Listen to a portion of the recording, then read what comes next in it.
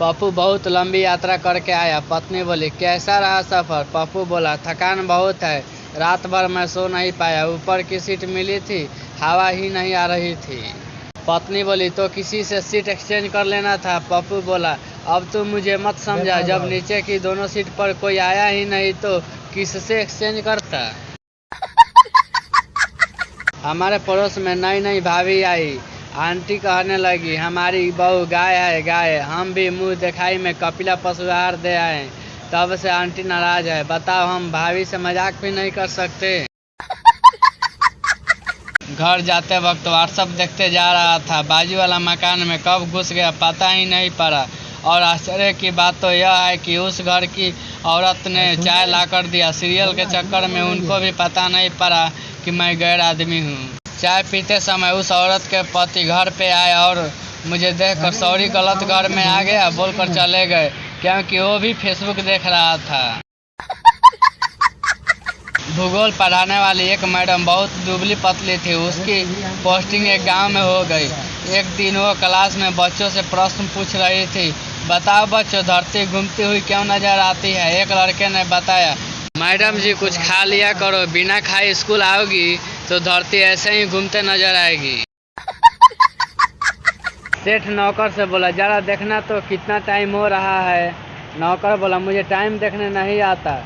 सेठ बोला, अच्छा कोई बात नहीं, यह देखकर बताओ कि बड़ी सुई कहाँ है और छोटी सुई कहाँ है। नौकर बोला, दोनों सुइयां घड़ी में ही है। आज पहली बार बर्तन धोने का फायदा हुआ। पड़ोसन बीवी से बोली, काश ये मेरे पति होते। रात को बीवी मुझसे बोली, सुनो, आज के बाद तुम बर्तनों से दूर ही रहना। मरीज डॉक्टर से बोला, डॉक्टर साहब, मैं हीन भावना का शिकार हूँ। मैं अपने आप को ही चूतिया समझता हूँ। मनोचिकित्सक ने उससे 2 घंटे तक कई विषयों पर बात करके उसका विचार जाना और बात खत्म करते हुए उनके कंधे को थपथपाया और कहा, खुशी की बात है भाई, तुम्हें कोई हीन भावना नहीं है, बल्कि तुम तो हो ही चूतिया। एक आदमी संडे को डॉक्टर के पास गया। आदमी बोला, डॉक्टर साहब, मेरी पत्नी मुझे कुछ समझती ही नहीं, हर समय चिड़चिड़ करती रहती है, मेरी जरा भी नहीं सुनती, क्या आप उसे शांत कर सकते हैं? डॉक्टर गहरी सांस लेकर बोला, अबे यह सब इतना आसान होता तो क्या मैं संडे को क्लिनिक खोलकर बैठता। रात में बिजली नहीं थी और बापू को सिगरेट पीने का मन हुआ। मोमबत्ती लेकर सब तरफ माचिस ढूंढी पर कहीं नहीं मिली। आखिर में बापू उदास होकर मोमबत्ती बुझाकर सो गया। पप्पू सड़क पर जा रहा था कि तभी एक चिड़िया उसके सिर पर टट्टी करके उड़ गई। रुमाल से सिर साफ करते हुए पप्पू बोला, भगवान का लाख लाख शुक्र है कि उसने गाय भैंसों को उड़ने के लायक नहीं बनाया। एक काली अफ्रीकन लड़की को भगवान ने पंख दिए तो वह खुशी से बोली, वाह भगवान, क्या अब मैं परी बन गई हूँ? भगवान बोले, नहीं रे पगली, तुम अब चमगादड़ बन गई हो। अगर आपके हाथ में बहुत दर्द है तो एक मजबूत हथौड़ी ले और जोर से पांव पे मारे, यकीन करें आप हाथ का दर्द को भूल जाएंगे। पप्पू सुहागरात की पहली रात को पत्नी से पूछा, जाने मन तुम्हें ज्यादा दिक्कत तो नहीं हुआ ना रात को? पत्नी बोली, नहीं, मुझे तो बहुत मजा आया, दर्द तो तब होता था जब मैं स्कूल में थी। एक आदमी बाबा जी का सत्संग सुनकर घर आया। घर आकर उसने अपनी बीवी को निकाल दिया और नौकरानी से शादी कर ली। रिश्तेदारों ने पूछा, ऐसे क्यों कर रहे हो?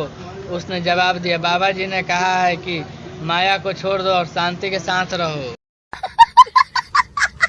औरत डॉक्टर से बोली, मेरे पति का बहुत मन करता है, जब भी किस करते हैं तो पूरे गाल लाल हो जाते हैं। लेडीज डॉक्टर बोली, एक रात के लिए मेरे पास भेज देना। औरत बोली, क्यों? लेडीज डॉक्टर बोली, मरीज का कंडीशन जानने के लिए।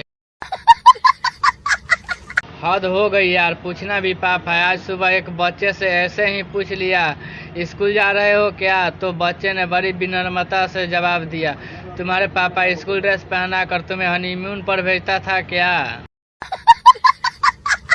अध्यापिका बोली, कल मैंने तुझे कुत्ते पर निबंध लिखने को कहा था, तू लिखकर क्यों नहीं लाया? राकेश बोला, क्या करूं मैडम, जैसे ही मैंने कुत्ते पर पेन रखा वो भाग गया। अगर आप हिंदी चुटकुला जोक्स सुनना पसंद करते हैं तो प्लीज़ इसके जो चैनल को सब्सक्राइब जरूर करें।